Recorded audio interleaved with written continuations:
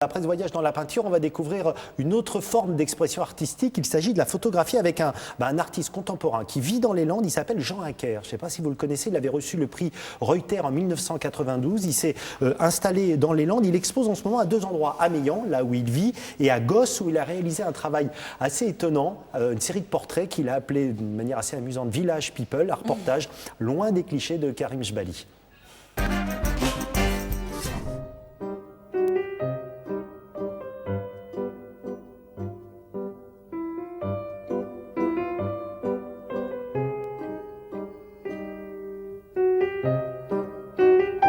Chercher la beauté cachée, kitsch ou baroque, d'existences qui se répètent, d'un instant en perpétuel recommencement.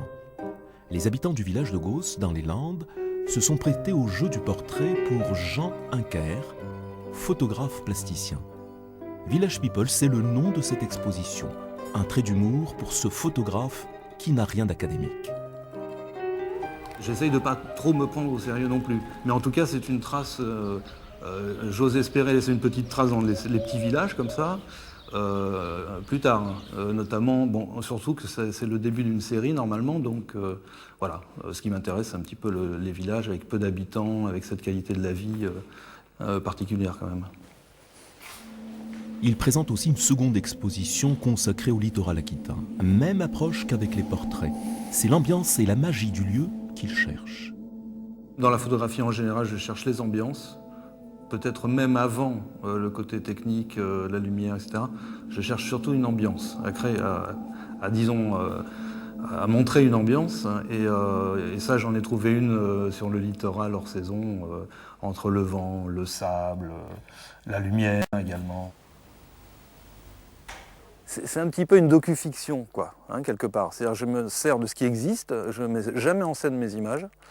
Donc je me sers de ce qui existe, mais en essayant de le montrer d'après mon regard à moi, ce qui n'est pas forcément d'ailleurs du goût de tous les éditeurs, parce que j'ai énormément de mal à trouver des éditeurs à cause de ça, parce que je ne fais pas du reportage au sens propre du terme, quoi.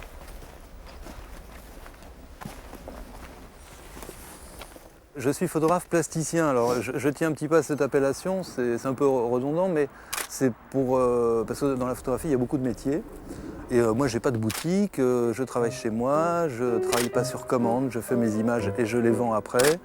Bon, je travaille pour deux agences parisiennes, mais bon, je fais d'abord mes images. Je finance mes images et après, j'essaye de les vendre. Pour Jean Inker, cette forêt des Landes exhale un parfum de fin du monde. Il n'en faut pas plus pour l'attirer. C'est encore une question d'atmosphère. Donc Jean Inker expose jusqu'à fin mars à Meillan dans les Landes et à Gosse et a signalé la sortie aux éditions Atlantica de cet ouvrage, Littoral aquitain hors saison, rive et dérive de Hendaye à la pointe de Grave. On retrouve beaucoup des photos qu'on a vues. C'est beau, hein, il y a une ambiance particulière qui s'est vraiment bien captée.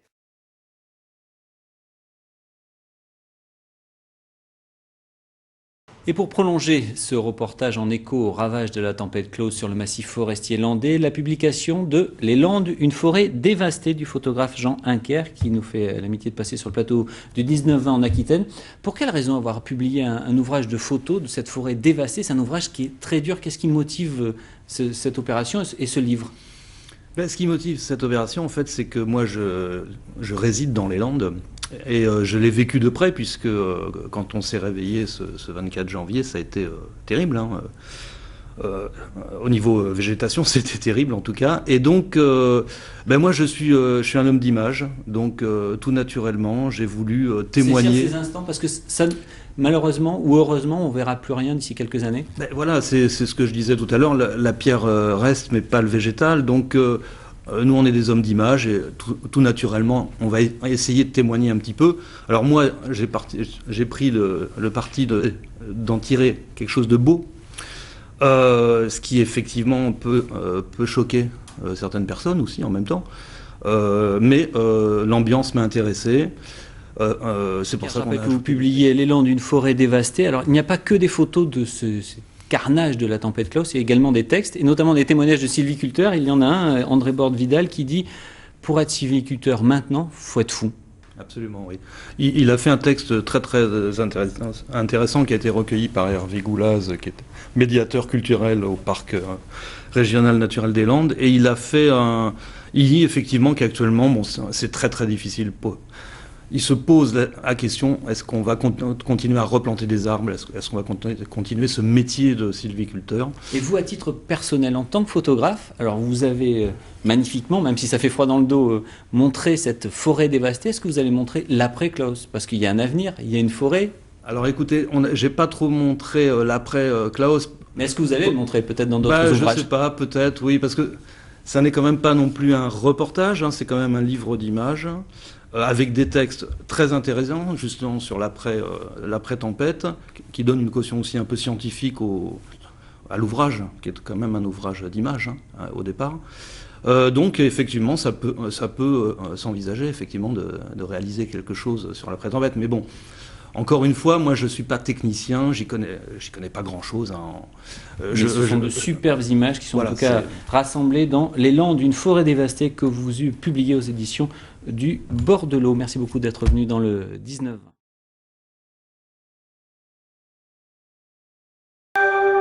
Là déjà, on peut faire une image superbe avec ça. Il y aura du blanc qui va apparaître au milieu, un peu flashy, quoi, qui va contraster complètement avec le reste de la feuille. C'est dans cette galerie atelier, un carrefour des rencontres, que Jean Huncker a posé son regard de photographe.